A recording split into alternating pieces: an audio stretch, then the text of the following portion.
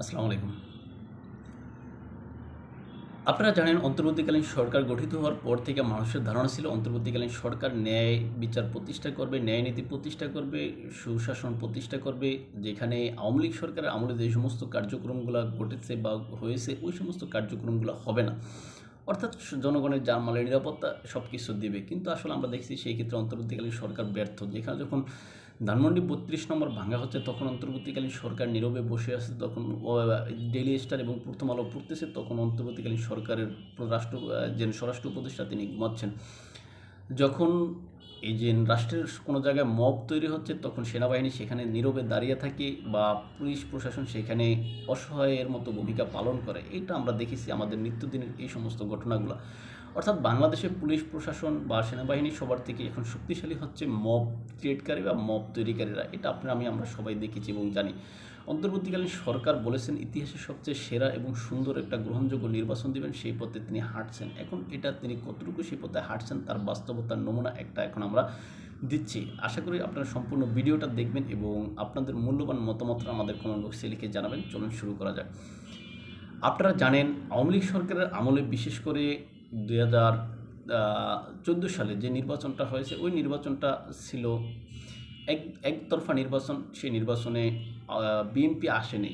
BNP না আসার কারণে অনেকেই তখন বলছে যে বিএনপি আসলে ভালো হতো ইত্যাদি ইত্যাদি, কিন্তু বিএনপি তার জায়গা থেকে অনড় ছিল। এখানে একটা বিষয় লক্ষণীয়, তখন কিন্তু বিএনপিকে আসতে কিন্তু আওয়ামী লীগ সরকার নিষেধ করেনি বা আওয়ামী লীগ সরকার নির্বাচনে আসতে দেয়নি, এরকম না। কিন্তু বিএনপি নির্বাচনে আসতে পারতো, কিন্তু বিএনপি হয়তো তাদের শরিকদের সাথে যোগাযোগ করে বা বিএনপির দলীয় যে সিদ্ধান্ত সেই সিদ্ধান্ত অনুযায়ী তারা নিজেরাই নির্বাচনে অংশগ্রহণ করেনি, অর্থাৎ বিএনপি নির্বাচন বয়কট করেছে। বিষয়টা কিন্তু এরকম। কিন্তু বর্তমান প্রেক্ষাপটে আপনি যদি দেখেন আওয়ামী লীগ সরকার কিন্তু বা আওয়ামী লীগ নির্বাচনে অংশগ্রহণ করতে চায়, কিন্তু সেখানে কিন্তু অন্তর্বর্তীকালীন সরকার এই যে আওয়ামী লীগকে নির্বাচনে অংশগ্রহণ করতে দিচ্ছে না। দুইটা বিষয় কিন্তু আলাদা। অর্থাৎ বিএনপিকে কিন্তু নির্বাচন করতে দেওয়ার সুযোগ ছিল বা নির্বাচন করতে বিএনপির বাধা ছিল না, কিন্তু বিএনপি নিজেই নির্বাচন বয়কট করেছে। আর বর্তমানের বিষয়টা আওয়ামী লীগ নির্বাচন করতে চায় কিন্তু আওয়ামী লীগকে নির্বাচনে আসতে দেওয়া হচ্ছে না। দুই বিষয়টা কিন্তু আলাদা। এখন এই বিষয়ের ক্ষেত্রে অন্তর্বর্তীকালীন সরকার এই যে বড় একটা দল, মানে আওয়ামী লীগ যেহেতু একটা বড় দল, এই বড় দলকে তিনি নির্বাচনের বাইরে রেখে তিনি কীভাবে সুন্দর সুষ্ঠু একটা নির্বাচন দিবেন সেই বিষয়টা অনেকেই প্রশ্ন করেন। আর আওয়ামী লীগ সরকারের সময়ে 2018 সালে যে নির্বাচনটা হয়েছিল ওই নির্বাচনে বিএনপির পক্ষ থেকে একটা প্রতিনিধি বিএনপির নির্বাচনে অংশগ্রহণ করেছে। এখন সেই নির্বাচনে বিএনপির কিছু আপনার সংসদ সদস্য যারা বিজয়ী হয়ে এসেছেন তারা কিন্তু জাতীয় সংসদে কিন্তু অংশগ্রহণ করেছেন বা জাতীয় সংসদে তারা প্রতিদ্বন্দ্বিতা করেছেন, হ্যাঁ, বা সংসদে গিয়েছেন। এখন 2024 সালে আওয়ামী লীগ সরকার যে নির্বাচন দিয়েছিল ওই নির্বাচনে বিএনপি কিন্তু অংশগ্রহণ করেনি। এখন সেখানে ছিল বিএনপি, সেখানে আওয়ামী লীগ নির্বাচন করছে, আওয়ামী লীগও তার সমমনার দলগুলো। আর এখন বর্তমানে যে নির্বাচন হচ্ছে এই নির্বাচন হচ্ছে যে ওই যে সাংবাদিক মাসুদ কামাল একটা কথা বলেছে যে আমরা আর মামুরা, এরকম বিষয়টা। যাক, যেটাই হোক না কেন, এখন এই যে নির্বাচন অন্তর্বর্তীকালীন সরকার দিচ্ছেন সেটা একটা সুস্থ সুন্দর গ্রহণযোগ্য এবং আন্তর্জাতিক মানের একটা নির্বাচন দিবেন, তার প্রতিশ্রুতি এরকমই ছিল। এখন এই প্রতিশ্রুতিতে আপনারা জানেন যে 2024 সালে সর্বশেষ আওয়ামী লীগ সরকারের আমলে যে নির্বাচনটা হয়েছিল ওই নির্বাচনটা ছিল আমি আর ডামি একটা নির্বাচন। এখন এই আমি ডামি নির্বাচনের ভিতরে অর্থাৎ আওয়ামী লীগের প্রতিদ্বন্দ্বী কিন্তু আওয়ামী লীগ ছিল, এরকম একটা বিষয়। কিন্তু বর্তমানে আপনি যদি দেখেন কুমিল্লার 4 আসনে বৈষম্য বিরোধী ছাত্র আন্দোলনের নেতা হাসনাত আবদুল্লাহ, সেই হাসনাত আবদুল্লাহ যে আসনের তিনি নির্বাচনে প্রতিদ্বন্দ্বিতা করবেন সেই আসনে তিনি কিন্তু এখন একাই, তার কোনো প্রতিদ্বন্দ্বী নাই। অর্থাৎ তিনি কিন্তু ওই যে আওয়ামী লীগ সরকারের আমলে যেই নির্বাচন হয়েছিল যে আমি আর ডামি, এখানে তার সেখানে এখন কিন্তু ডামি কোনো প্রার্থীও নেই। অর্থাৎ তিনি বিনা প্রতিদ্বন্দ্বিতায় নির্বাচিত হচ্ছেন বলে এরকম আমরা দেখতে পাচ্ছি। এখন আমরা গত এই যে একদিন পূর্বে যে আজকে তো 18 তারিখ, 17 তারিখে আমরা যেটা দেখলাম নির্বাচন কমিশনে যে বিএনপির প্রভাবশালী নেতা আবদুল্লাহ আবুল মিন্টু তার সাথে এই যে হাসনাত আবদুল্লাহ যেরকম আচরণ করলেন, এটা কি আসলে কতটা সঙ্গতিপূর্ণ সেটা কিন্তু দর্শক আপনারাই জানেন বা বোঝেন। কেননা আবদুল্লাহ আবুল মিন্টু কিন্তু বানে বেশি আসা কোনো সাধারণ একজন নেতা নন, তিনি একজন হেভিওয়েট নেতা, অনেক বড় মানের নেতা। এখন হাসনাত আবদুল্লাহ যদি তার সাথে মানে তার পাশে দাঁড়ায়, সেখানে একটা সাধারণ একটা ব্যক্তি ছাড়া কিছু না। এখন সেই হাসনাত আবদুল্লাহ এই যে আবদুল্লাহ মিন্টুর সাথে যেরকম বিহেভ করলো, এটা আসলে সামাজিক যোগাযোগ মাধ্যমে নেটিজেনরা অনেকভাবে এখানে হাসনাত আবদুল্লাহর বিরুদ্ধে গিয়েছিলেন, বা সেখানে হাসনাত আবদুল্লাহর আপনার দৃষ্টিকটু কাজ করেছে সেখানে এটা বর্ণনা করেছেন। এখন বিএনপির পক্ষ থেকে আমরা বিভিন্ন ফটোকার্ডের মাধ্যমে বিভিন্ন যেমন সময় টেলিভিশন বলেন বা অন্যান্য টেলিভিশনের যে ফটোকার্ড থাকে না, কালের কণ্ঠ সংবাদপত্র যেটা, সেখানে আমরা দেখলাম যে তারেক জিয়ার একটা ছবি দিয়ে সেখানে বলা হয়েছে যে আসলে ইসিতে যে ঘটনা ঘটেছে এটা বিএনপি কখনো কাম্য করেনি, এবং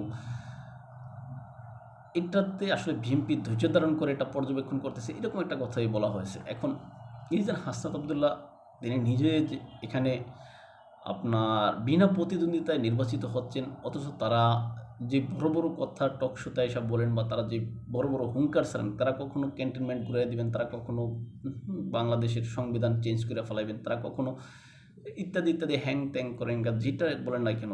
হ্যাঁ, এখন সেই হাসনাত আবদুল্লাহ কিন্তু বিনা প্রতিদ্বন্দ্বিতায় এখন নির্বাচিত হচ্ছেন। এখন সেখানে আবদুল্লাহ মিন্টুর সাথে যে ঘটনা ঘটেছে, এটা আসলে বিএনপির পক্ষ থেকে অবশ্যই নিন্দা জানানো উচিত, বা জানায় বিএনপি। সেই সাথে আমরা সাধারণ যারা জনগণ আছি, সেখানে যেহেতু এই যে আবদুল্লাহ মিন্টু সাহেব একজন সম্মানিত ব্যক্তি, তার সাথে হাসনাত আবদুল্লাহর এই বিষয়টা আসলে খুবই নিন্দনীয় বলে আমিও মনে করি। এখন আসলে অন্তর্বর্তীকালীন সরকারের ভূমিকা, অন্তর্বর্তীকালীন সরকার একটা সুষ্ঠু সুন্দর নির্বাচন দিবেন।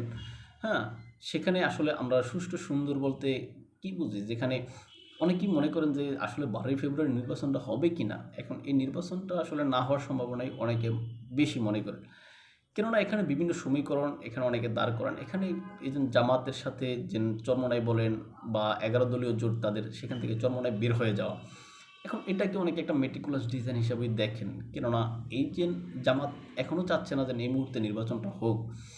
এখন জামাত কিন্তু এই যে চরমনাইকে 40টা সম্ভবত সিটের বিনিময়ে কিন্তু একটা সমঝোতা তারা করেছিল, এরকমই কিছু হবে, 30টা বা 40টা সিটের বিনিময়ে।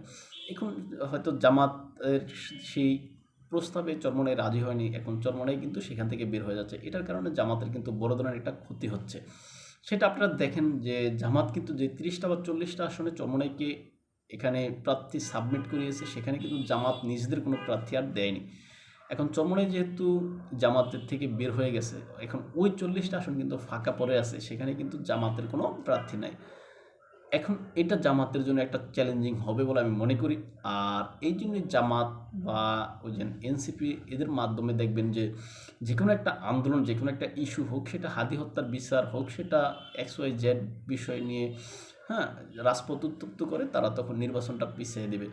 আবার অন্তর্বর্তীকালীন সরকার যে কথাটা বলেছেন যে আওয়ামী লীগ সরকার যদি বা আওয়ামী লীগ যদি জনগণের কাছে মানে ক্ষমা চায়, জনগণের কাছে কথাটা বলে না, আওয়ামী লীগ যদি ক্ষমা চায়, কথাটা এরকম বলছে, আওয়ামী লীগ যদি ক্ষমা চায় তাহলে তার আওয়ামী লীগকে রিকনসিলেশন করবে। এখন ডক্টর মোহাম্মদ ইউনূসের উদ্দেশ্যে আমি হয়তো এটুকুই বলতে চাই, সেই আপনার এই কথাটা হয়তো অনেক দেরি হয়ে গেছে, কেননা আপনি এখন আওয়ামী লীগ ক্ষমা চাইবেন না, এটা আওয়ামী লীগের পক্ষ থেকে আমরা দেখেছি বা বুঝতেছি যে আওয়ামী লীগের যে সমস্ত ব্যক্তিরা অনলাইনে সক্রিয় আছেন, তাদের যে সমস্ত কথাবার্তা শুনলে আমরা এটা বুঝতে পারি যে আসলে আওয়ামী লীগ ক্ষমা চাওয়ার মতো তাদের ভাষ্য অনুযায়ী যেন কোনো কাজ করেনি।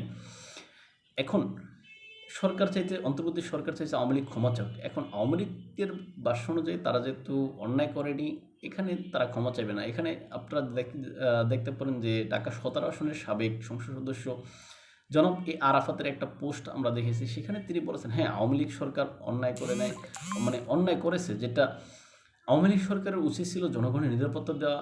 5ই আগস্টের সময় আওয়ামী লীগ সরকার সেই নিরাপত্তা দিতে পারেনি, এই জন্য আওয়ামী লীগ সরকার জনগণের কাছে ক্ষমা চাইবে। আওয়ামী লীগ সরকার জনগণের যে জানমালের নিরাপত্তা সেটা দিতে পারেনি, এই জন্য যে সমস্ত লোকগুলো মেটিকুলাস ডিজাইনে হত্যা হয়েছে, সেটার জন্য আওয়ামী লীগ সরকার এখানে বিচার চাইবে, কেননা তাদের জীবনের নিরাপত্তা তারা দিতে পারেনি, এই জন্য ক্ষমা চাইবে। এছাড়া সরকারের কাছে আওয়ামী লীগ কোনো ক্ষমা চাইবে না, এরকম একটা ইত্যাদি ইত্যাদি তার একটা পোস্ট ছিল। এখন এই অন্তর্বর্তীকালীন সরকার এই যে নির্বাচন দিবে, নির্বাচন করবে, এখন সেটা আসলে কতটা সঠিক হবে, কতটা তারা দিতে পারবে সঠিকভাবে, সেটা আসলে হয়তো নির্বাচন আগামী 12 তারিখের সময়ে আমরা হয়তো দেখতে পাবো। কিন্তু অন্তর্বর্তীকালীন সরকারের যেই বর্তমান অবস্থা, সেটা দেখলে বোঝা যায় ছেড়ে দেমা কেঁদে বাসি একটা অবস্থা। একে একে বিদেশিদেরকে তিনি কিন্তু সবই দিয়ে দিচ্ছেন, বাদ রাখেন না কিছু। যে গ্যাস, প্রাকৃতিক গ্যাস আওয়ামী লীগ সময়ের সরকারের সময় বলা হতো যে ভারতকে সব গ্যাস দিয়ে দেওয়া হচ্ছে, এরকম কথা কিন্তু আমরা টক শোতে এসে দেখতাম যে এই যে বিজেপির যিনি প্রধান যে আন্দালিব রহমান পার্থ, এখন বিএনপির সাথে জোট করা অবস্থায় আছেন, সে পার্থ বলতো যে মানে এই বিষয়ে টকশো গরম করে ফেলতো যে আওয়ামী লীগ সরকার বিদেশকে গ্যাস দিয়ে মানে ভারতকে গ্যাস দিয়ে দিচ্ছে ইত্যাদি ইত্যাদি। কিন্তু বর্তমানে তো আমরা ভারতের সাথে তো আমাদের সম্পর্ক খারাপ, তাহলে তো ভারতকে আমরা গ্যাস দিচ্ছি না, তার মানে এখন যেহেতু ভারতকে গ্যাস দিচ্ছি না, তাহলে আমাদের দেশে গ্যাসের দাম এত বেশি কেন, সেটা আসলে অন্তর্বর্তীকালীন সরকারকে আমরা প্রশ্ন করতে অবশ্যই পারি।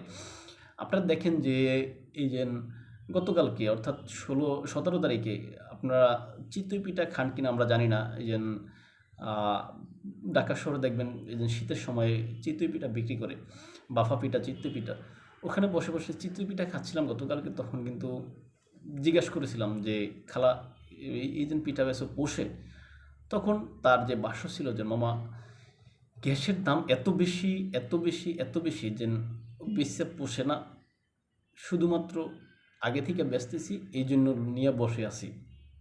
তখন জিজ্ঞেস করলাম যে খালা বেশি কেমন দাম, তখন সে বলল আগে যে গ্যাসের সিলিন্ডারটা আমরা ছোটোটা সম্ভবত যে 1300 টাকা করে কিনতাম, 1200 1300 বা 1350 এরকম কিনতাম, সেই গ্যাসের সিলিন্ডার এখন 2500 3000 টাকা দিয়েও পাওয়া যাচ্ছে না। তাহলে চিন্তা করেন গ্যাসের দাম কত পরিমাণে বাড়তি।